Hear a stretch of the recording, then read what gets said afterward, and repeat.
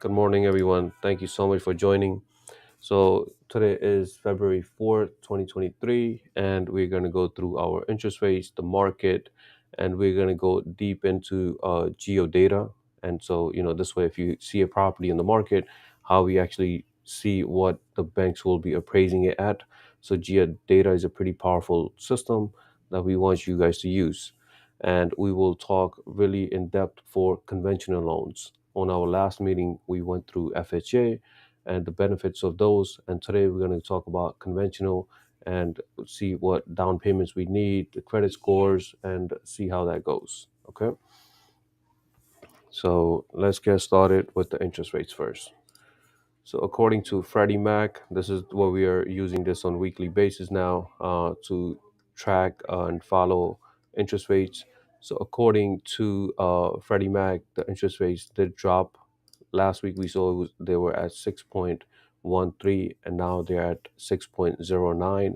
So this is a good signal that they're trending downwards, which is good for the market, right? More people will qualify more when the interest rates are going lower. So that is according to Freddie Mac. Um, the second we look at is Mortgage News Daily, and they're doing these averages, national averages on daily basis. So for 30-year fixed rate, you're looking at 6.19. Okay, and for FHA, it's a little bit lower. So, but today we're going to be talking about conventional, and this is where we are landing. So again, sixes, the lower, the better for us. Okay. Any questions on interest rates, guys? Any of your clients having any questioning you guys about any interest rates? All right. This is another article exactly what we're talking about here, and they have a screenshot of what we just actually saw, and this is from National Mortgage Professionals. Mortgage rates continue downwards trend. Again, we're seeing this on a weekly basis that is trending down, and this is an article supporting that argument, right? And this article is from yesterday. And this is another one from the mortgage note that the average mortgage rates move closer to 6%. Again, even when a client comes in and they say, "Hey, I'm looking at the news. My interest rates, the interest rates are 6% now. What can you offer?" So they go to different lenders and see what the lender is offering. Some of them will give them a buy down. Will say, "Hey, we'll give you 5.88 if you pay 1% uh, for the loan amount to decrease your the mortgage rate." So that's a possible as well. Or the lender may give them, if they need money at the closing, so they might offer them credit where instead of giving you 6, we'll give you 6.10 or 6.25, but you have to pay upfront. So it's going to cost you a little bit, but but the loan officer will compare both scenarios for the client and see which one makes more sense for them, right? Next article is this is from the basispoint.com, and this is a good chart that I saw. This says um, top four reasons active home shoppers can't find a home they want to buy right now, right? And look at these four reasons here. Can't find a home at a price I can afford. Can't find a home in the neighborhood I want. Can't find a home with the features I want. Or last, which we saw a lot, was that get outbid when I make an offer. So let's look at that, the green one here, that this is from 2018, 19, 20, which we saw that they were getting outbid. And now we saw on the fourth one that it did go down. So there's less outbidding these days because there's less buyers out there. Right? So again, we're going to compare that in geodata as well. When the property is valued at something, 500,000, you really want to do your research before making an offer. Do you need to go higher? Do you need to go lower? And this is where we are professionals, and our clients are relying on us to give them advice. Hey, I'm making an offer, and if you can save your buyers $10,000, $20,000, it will go a long way, and you will build your business just on referrals from those buyers, right? So as you can see that it is going down for our outbidding. Okay. And the biggest thing is, and these buyers are going through all this issue again, is the inventory as well. If there's more inventory out there, we would have less of a problem for this here. Okay.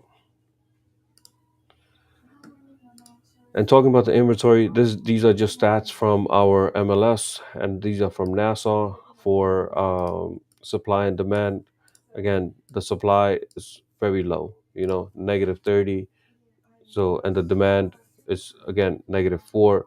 But we will see this increasing as the interest rates are decreasing. Okay, interest rates goes lower, the demand increases because more people can afford it. But it's just that the seller needs to sell. If there's more properties out there, then the supply will increase, but we're not seeing that right now. Okay, same issue as last week. All right, guys, any questions so far? Anything in your mind? Yeah,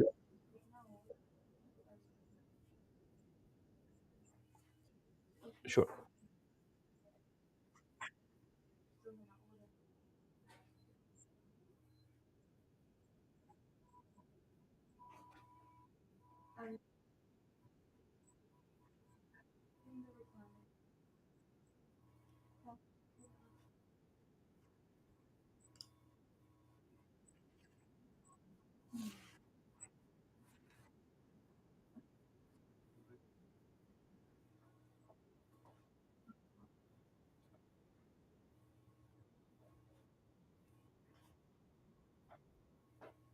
Hmm.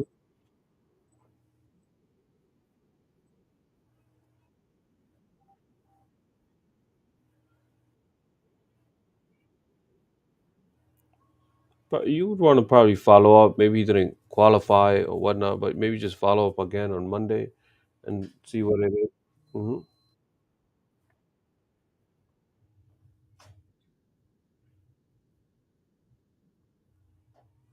So it's just an issue that you don't know if he actually qualifies or not. Did he give you any pre-approval letter beforehand or no?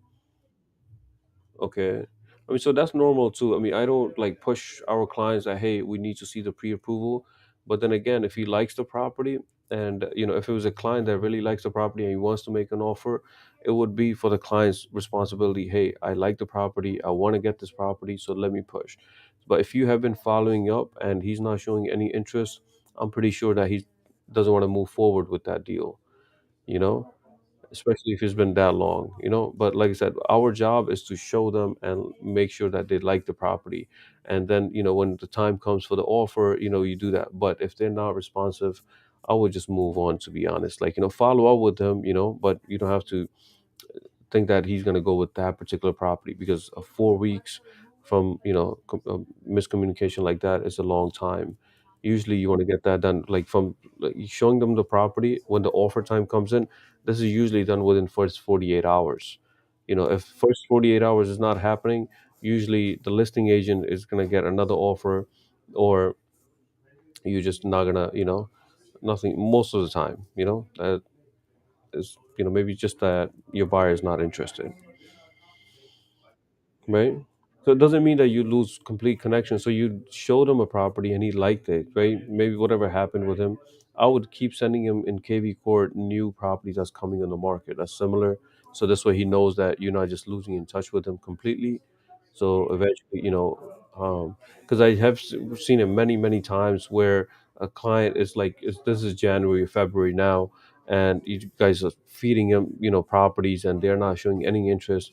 6 months down the line, they will buy a property because whatever their situation changes. But whoever was keeping in touch with them, most likely they were going to go with that agent. So it'd rather be you than anybody else. So why not keep sending them, stay connected with that client. Okay. So- Sure. Sure.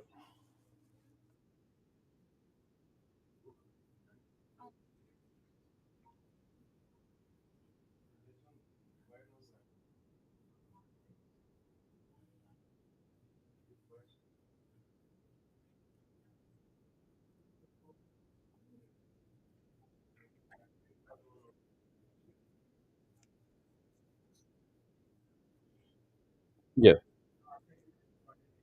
Yeah, but I think that this is the whole point of this presentation here, right? Especially going with this affordability calculator, so our agents can be educated or at least have an idea. Hey, if person is making, because it's just not the income. Like you can make, let's say $500,000, but if your expenses are $400,000, you're actually just like have 100,000 to actually invest. So it doesn't matter like total amount. It depends like your expenses, your monthly obligation, how much money you're going to put down. So this is why we go with different scenario, and we're planning to do this every week with different scenarios. And this is the information that Brian gave as an example for a client that if they're making $85,000, and we saw that interest rates are around 6%, and they only want to use 25,000. They might have more money in their bank, but they just want to use $25,000. So if they're telling you, hey, I'm making only $25,000, I mean, I want to use 25,000 for down payment. I'm making $85,000, and my monthly obligation is, or they don't even tell you this part, so that they can't afford $1 million property. If someone tells you, hey, I have $225,000, all of a sudden this jumps from 377 to 577. So huge difference. So when they're telling you these information, or if they let's use $125,000 here, but they only want to use $25,000, you see the income increases, the down payment is still the same, but they qualify for a lot more. But now let's say the same person now has a brand new car, and the car is pretty expensive, and it's they already had $500, but the new car payment is $1,500. So now they have total of $2,000 monthly obligation that they have to make these payments. So let's see, it goes from 632 to 398. Huge differences. So their monthly obligations matters a lot. It could be anything that they have to pay on monthly basis with the minimum payment. Like I said, we don't care about the full balance. We just care about what's the monthly minimum payments that they have to make. And everyone got a different scenario. So it's just not the income. And the same person, if they're making, they cleared everything, they have no debt, they say, I don't believe, they can purchase up to $700,000, right? So let's put a basic as 500. But now another scenario is your property taxes. It depends on which area. There are some properties out there, beautiful properties in Nassau, where there's huge lot sizes and the built is like maybe 4,000 square feet are built inside, but those taxes are like $18,000 plus. So if the same person is looking in that area, if I click here, now it drops to 489, right? Or if they say I want to be in Queens, back to 700 or $7,000, they can buy 632. So it's a lot of different scenarios that goes into what they can actually afford. That's why you want to advise them that, hey, speak to the loan officer, compare your options. But you as a realtor, we should have some sort of idea. Hey, he's making this much, he has this much down payment. I shouldn't be showing them $1 million property, or I shouldn't be showing them $300,000 property. Any other questions, guys, here on the affordability, or you want to use a different scenario for yourself or one of your clients?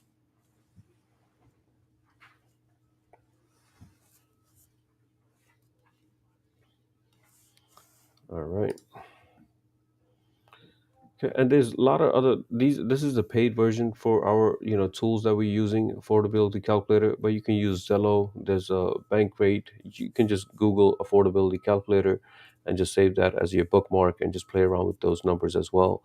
And this affordability number should be very similar. Okay. And set your goals as well, guys. We are already in real estate business. You guys are already showing properties to investors and everything. So maybe not today, but you can have a set goal for maybe a year, 2 years, that I want to start investing myself into real estate, right? I want to buy my first rental property. Or if you're renting right now, you want to purchase your first time, you want to purchase your own property, right? And if you already own a property, you want to have a goal. I want to have my first property, as a rental property, and have an income coming in from there. So there's a lot of tools that we're going to go through our conventional loan, but just set your own goals in life. So this way, you, like I said, you guys already have access to all the inventory that's coming on the market. And if you guys follow KV Core, you can be literally on top of the list before anybody else sees any new properties out there, just by setting alerts for yourself. So just set a goal that, hey, I want to purchase a property, because end of the day, it is still better than renting. Okay, so you can use that for yourself, guys. All right, so we went through these already. Okay, again, LoopNet, guys. You want to be on commercial side. Just from I was working with one of our clients here, and the commercial properties. We put an offer for about, I think, it was like close to $6 million for a property. And 6 months later, I mean, his offer didn't get accepted, but someone else bought it from an agency that I know for $8 million, and the commission was over $200,000. So I just want, if one of you guys can be just on commercial side, I'll be more than happy. But if the more the merrier. But I just want you guys to know the access that other clients or the other agents have. You guys have the same access. So get to go, like, start learning about commercial side as well. And the commercial clients, these are the investors that already have money in the bank, right? So they already know what they're doing, and as long as you have access to properties, which you do on LoopNet, and like this property here, this is listed for $4 million. You know, so you never know, if you start learning about commercial side. Hopefully, a few of you guys can be on commercial side and make good living out of that, right? So on LoopNet, I just type in the city or the county that I want to be in, see the properties at, sort by the newest, and these are the latest properties, and just start viewing them, right? Any questions on the commercial side, guys? All right. So now let's go to geodata, right? So let's say you see a property on KV Core, and this is the property here, 1309 Post Avenue in Elmont. Is listed for 589. Is a single family, 4 bedrooms, 3 baths, right? And we have all the details here. So let's say you show them this property at the open house, and your client really likes the property, and they're going to ask you, hey, Mr. Agent, what do you think the offer should be, the amount should be, right? So you just not going to be like, hey, let's just put, they're asking for 589, let's just give them 589, right? Or let's give them $600,000, or give them 550. So the number that you're getting, right, it shouldn't be just like out of the thin air. We should be actually going to geodata, right? We're using geodata. How do we access geodata? It's already saved on your bookmarks, right? Or you can go to ljagent.com, and the link is there too. So once you're logged in, and this is a shared account, if you are signed in, I just want to show you guys here. Let's see if we get that message.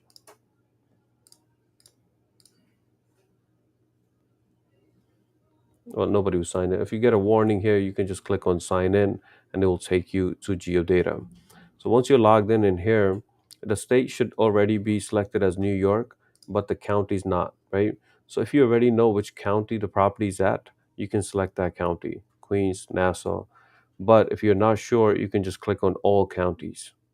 So we know Elmont is in Nassau, so we'll leave it at Nassau here, and we're just going to copy the address, right?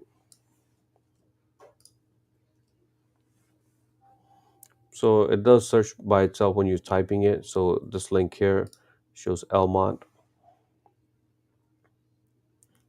So when you're selecting it, always double check the address one more time, right, before you move forward, so you know that this is the same property that you're looking at.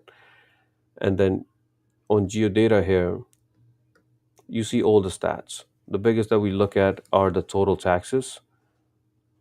That they're $10,000 here. You look at the lot size, 55 by 80. And you can see the class, the year that was built, all the good stuff, all the stats here. But we're talking about value here. So my habit is, once I check the address, I just scroll all the way down.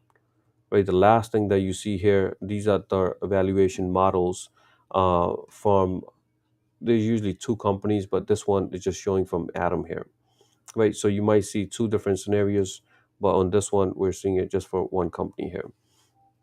So this is the market value estimate, and it gives you the confidence score, that how confident you think that the Atom company is with these numbers here. If the higher, the better. So this one shows 99% that they're really confident. So you can be confident as well, right? So the range is that if the property needs some work, it might be the lowest end, might be 550. If it's not like right in the middle, maybe around 560, right? If it has the renovation, you want to increase this here. So they're saying don't go above 560. And we're looking at the property. Let's look at the photos here. So it looks like the work has been done. You see new appliances, right? You see the kitchen being done. Look at the new floor, right? So let's say you showed up the property and everything, and you can send a screenshot, right? You can just start to take a screenshot of this and send it to your client. Hey, the bank is saying that it's around 550. 550 is a good value for this, right? But now, if the work has been done, you want to probably move up a little, right? If this wasn't done, I would not go above 550. I would say, hey, it needs work. The bank is saying 550. I'll probably put 540, 530, depending on how much work needs to be done, right? But when you see, but it only shows two photos. So the true judgment should be at the open house or at the private showing, looking at the property and seeing how much additional work it needs and then adjusting the price. I would not go with the listing price. I would go a little bit below that and see what kind of feedback that you get from your um, listing agent. Okay. Sometimes if it's a brand new building, you might not see this at all. But most of the properties, Adam is actually adding to almost all the properties out there. Sometimes you'll see two different scenarios here. And if you do, you can take the averages of both of them. Both of them are good companies. Any questions on this, guys, on Adam or how do we use geodata? How do we find? Yeah, go ahead, Mohammed. Yeah, my dear.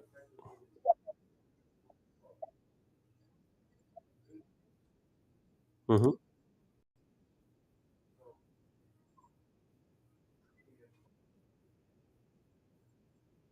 Mm-hmm.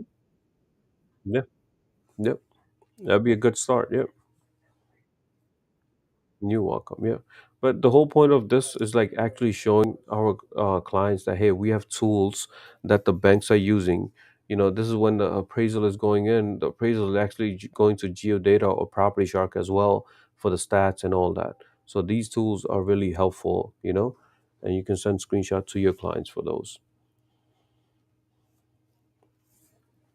All right. Any other questions, concerns, guys? All right. Mohammed, you had a question? Sorry. You're breaking up completely. Yeah, a little better now. Yep.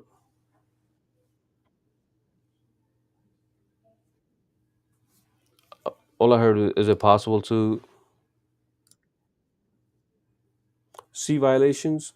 On this one, not really, but on Property Shark, yes. Right? The Property Shark again is shared. It's at the office though.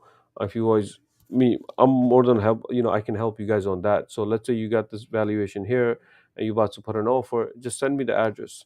Say, hey, do you see any violations on this property? And I can do the research on Property Shark as well for you guys. Right? But like I said, right now we're just talking about the value, how much the value we think is what we're seeing the property. Anything that's like that comes up when we're under contract, it could be on um, violations, open permits, anything like that, title report will show that. Right? That's the whole purpose of that. Because as realtors, we will not dig so deep into the transaction until we actually order the title report. Our job is to show the property that they like the property. It's listed for 589 in this case, and we're seeing the numbers. And Mahadia just mentioned 575. I think that'll be a solid offer you know. But if there's a lien on the property for $200,000, the seller has to clear that up before closing. If there's an open permit, or if whatever the issue might be, a violation, all of that has to be cleared before the closing. But those, when the attorneys are handling that as well, you know.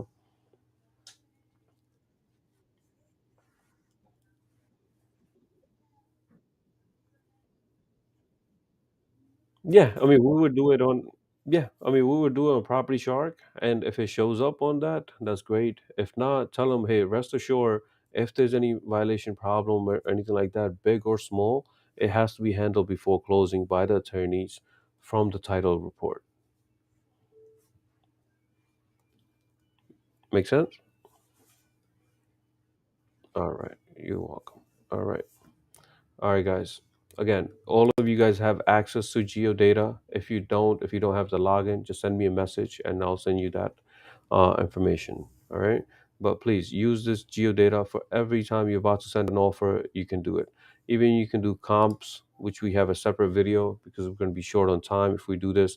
But you can actually create comps and all that from GeoData. But I usually just type in the address, scroll all the way on the bottom, see what my charts are showing there, and sending screenshots from there, right?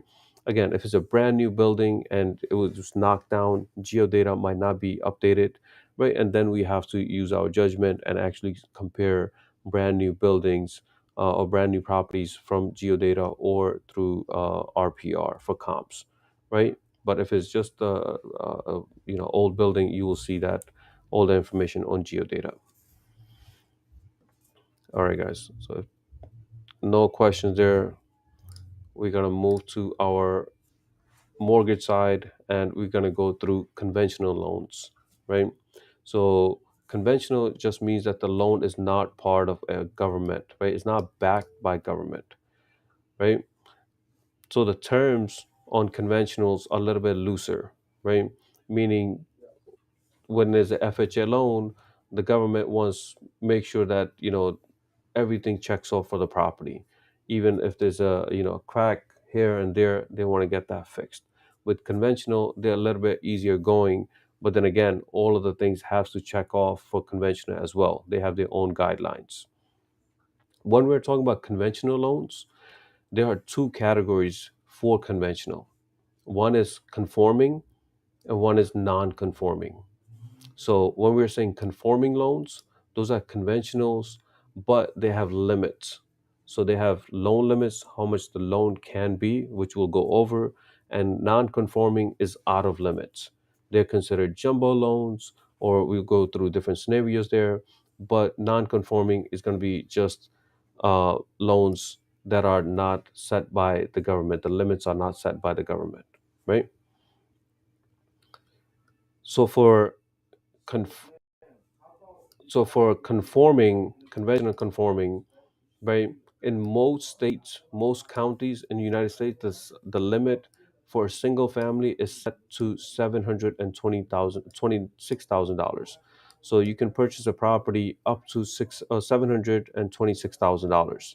But we live in New York, so all the counties in New York are considered high cost counties, right? And so the loan limits are even higher there. So our loan limits here for single family is close to $1 million. So they can go up to this loan amount and still be considered a conforming loan, that they're staying within their limits. Okay. So we'll go through the down payment. If they're paying less than 20% down payment, they still need to pay mortgage insurance until the equities hit at 20%, then the mortgage insurance will go away. Okay. And then we're saying non-conforming. These are the considered loans that's above one point this limit here.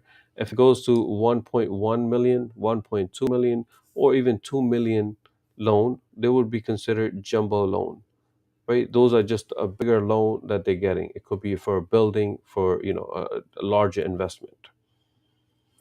The rules will vary from lender to lender, right? And this is usually offered if it's going to be a $2 million loan. They're just not going to give it to anybody. They have to make sure that the borrower has good credit and they have high down payment. They have a lot of savings in their bank account, which they want to use for their down payment. Okay. But the biggest thing I want you guys to know is that, hey, there's conventional loans.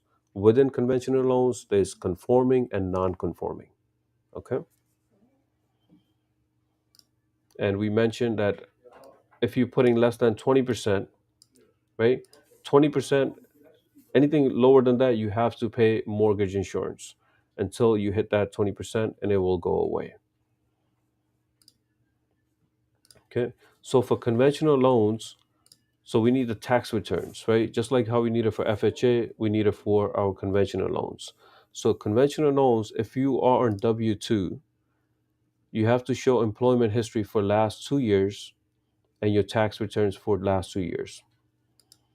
But let's say you're a recent graduate, right? You just graduated from college and you have a new job letter, right? You have an offer letter and you've been working and you can provide three last pay stubs to your loan officer, you may qualify for a conventional loan.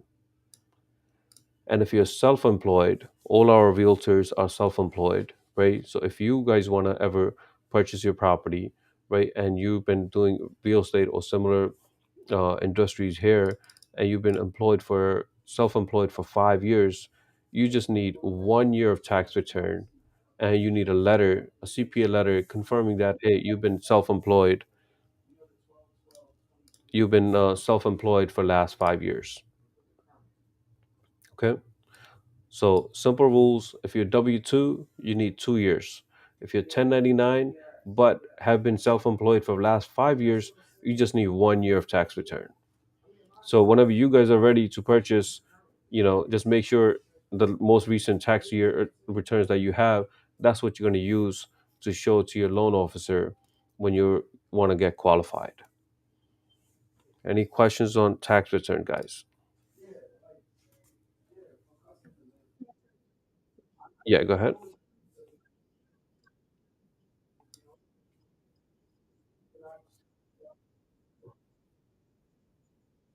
Sure. For the tax return, the rule will still be the same, but when it comes to down payment, we'll talk about that just a second. Then it will vary, right? There are some limits if you are buying your first time home buyer, or if you're going to be an investment property, different down payments. But for your tax returns, as long as you want a conventional loan and that you've been self-employed, you just need 1 year of tax return and a CPA letter. But if you're yeah, and if you're getting W-2s, you need 2 years of tax returns. Yep. Any other questions on tax returns, guys? All right. So let's talk about the down payment, right? And we always mention this because those are the facts. And I want, hopefully one of you guys learned this today too, that you don't need 20% for conventional loans. The reason we keep hearing that as a myth, right, is because that when we're saying 20%, it also means that 20% is the key word when we're talking about mortgage insurance. When you hit 20%, your mortgage insurance goes away. But doesn't mean that initially, when it comes to conventional loans, that you need 20%. You don't. Most people say, hey, with FHA, I can get 3.5. Why would I want to go with conventional? With FHA, you have to live there. It has to be your primary residence, as we spoke about last meeting, that you need to live there for at least a year. Not with conventional.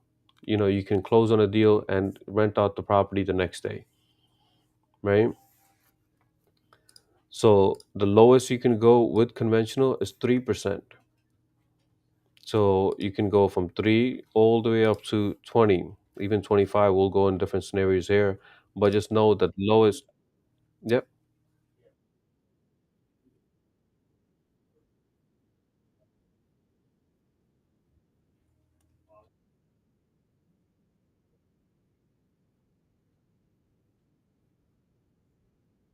Mhm. So they can switch. So they buy a property today. After 1 year, they want to buy their second property. They can make that primary if they want and have that as an investment. The first one as an investment, but they can.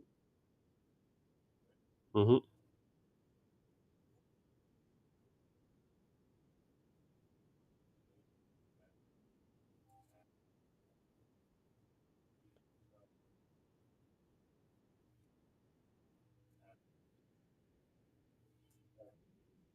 So that's a good point. So this way we don't have, yeah, there's no restriction. There's no time restriction. So you can buy it, you can have a primary and you say, hey, FHA says you need 1 year. Now with conventional. You can buy it, have it, for 3 months and then move on. That's perfectly fine. Right? And for credit score now, right? They're looking for 680 and above.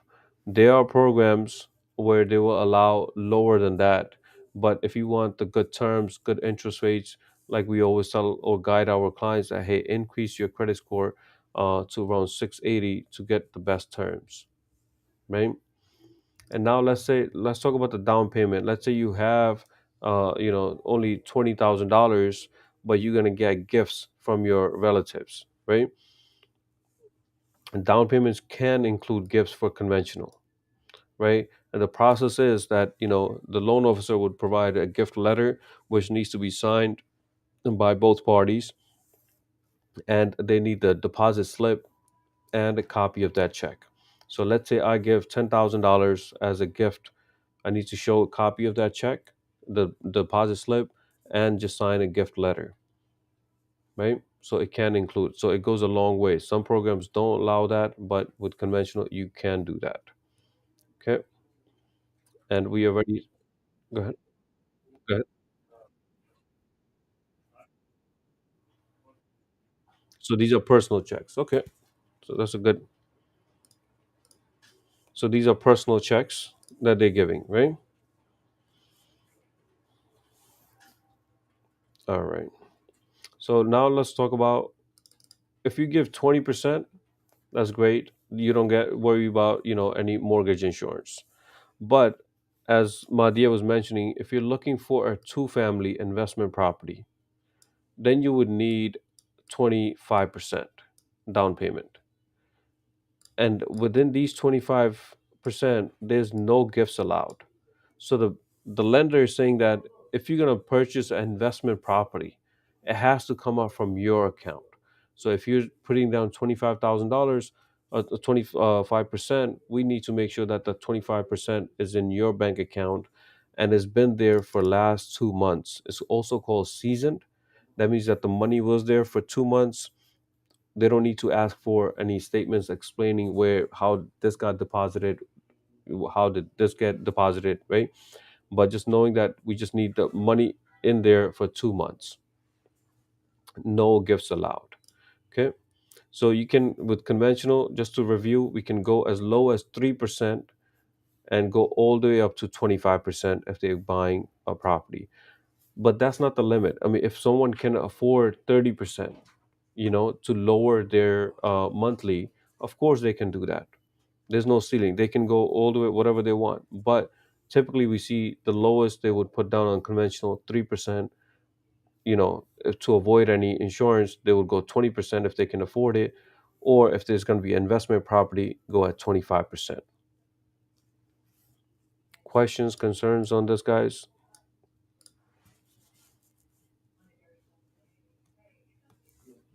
All right. So let's say you don't want to show your income to the bank, right? Or maybe you have not been paying taxes, or just paying less taxes, right? Hey, I have this expense, I have that expense to reduce your taxes, but that can hurt you when you want to actually invest, right? So there's pros and cons. You want to save on taxes, great. When the time comes for the investment, the banks wants to see your tax returns. You have to, if you're saying I'm making $100,000, pay your taxes $100,000. You can't say I'm making $100,000, but then all the expenses I'm only taking them $30,000. So the bank is going to look at that $30,000, right? So banks also have a different programs where they know the situation. They know that, hey, this borrower has the money, but for whatever reason, they have reducing their taxes, putting in expenses and all that, right? The program is called DSCR, right? This is for the investment properties. So for the down payment, let's say they're looking for a single family, they just need 20% down payment. If it's a two, yeah,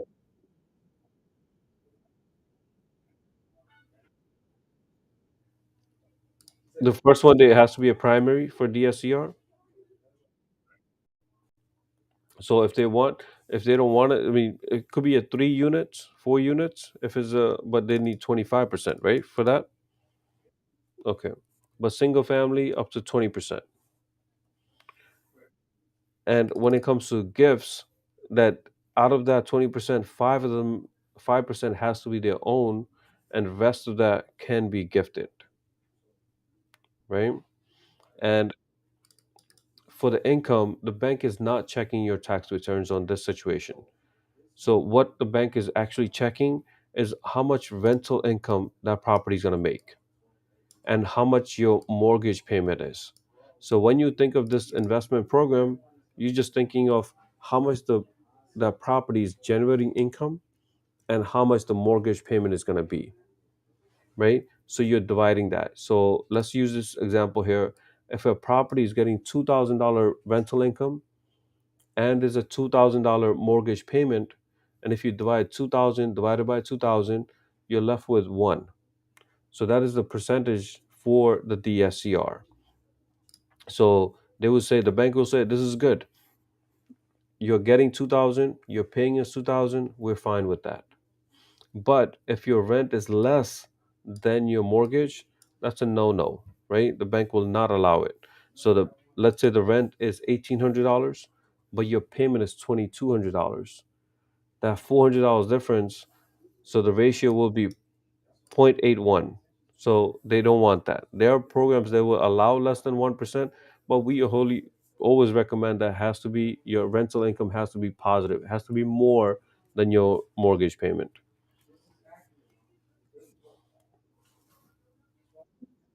Yeah.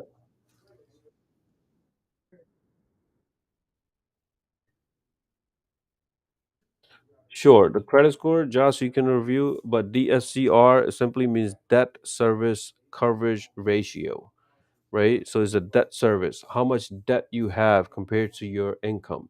So we're taking the rental income, $2,000 rent is coming in, you're dividing it by the mortgage. So this ratio here, 1% here, that's what they're looking at. Anything above that, so let's say your rental is $3,000, but your mortgage payment is only $2,000. So this number is going to be higher. As long as it's higher than one, you qualify. Okay, you're just taking the rental income divided by the mortgage payment. Okay. 680. Anything above 680 is good for that. Okay, you're welcome. What else, guys? Questions, concerns? We need to know this conventional loans. We want to educate our buyers as well when we're, especially when it comes to the offer letter, and you're, putting in, hey, how much are you putting down? Are you putting down 3%? 5%, 10%, and just learn the programs that they're using and just educate them. Hey, if you went to one loan officer, go to another one and get another loan estimate. Compare those. You don't need 20% for conventional loan. Know your options, because most buyers out there will just simply say, hey, for conventional loan, I need 20%. You stop them right there. Like, no, you don't. You can put lower than that. Just talk to your loan officer and say, I want to put lower for conventional, and they will tell them the details, right? Yep.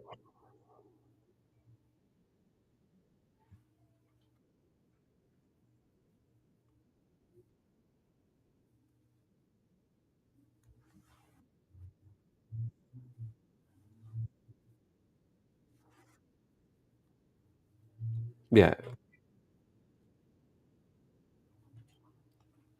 But the second property, they're talking about the second property they're gonna buy, that'll be considered an investment, right? Because they already own a property.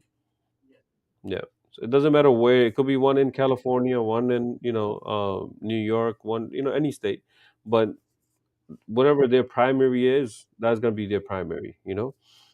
But the second one, if yeah, the second one they're purchasing will be their second. Yep.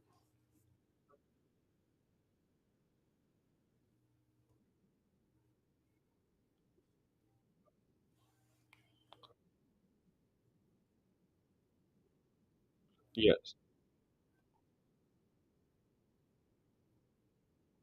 Yeah. So always know, guys, like, every time, unless they go FHA, we always saw that the interest rates offering is a little bit less. For normal conforming conventional loans, those are the best interest rates that you can find and the best terms. But when it comes to no income check, it could be bank statements, profit and loss, any of those programs, we consider them non-QM, right? And all of those non-QM, they're always going to be the interest rates. If we're looking at six right now, just put, if you want to be on, just say on the heavy side or the higher side, just go with 2%. Hey, six today, you're gonna get around eight, but it might be lower, might be higher depending on their situation, their credit score, and all the other factors that we spoke about. But just know that, hey, it's gonna be, the interest rate is gonna be higher for non-QM. And usually with those type of investors, what they like to do is that they will get the mortgage at the higher rate, and then the next year they have good amount of income, they file it, and then they refinance it to the lower and the better terms, and have that set up for next 30 years, and have positive income coming in. Every month they're making on rental income, let's say $500 or $1,000, so they have positive income coming in, and they have equity building every year. And that's how the actual wealth is being built in America, is through properties. And like I said, we have all the tools. Well, you guys have all the tools of the property, you guys have all the tools for the loans. I just want you guys to be on top of it, where you guys can actually invest for yourself, educate your buyers, and so we all can be professionals. Any other questions, concerns, guys? Anything on your mind?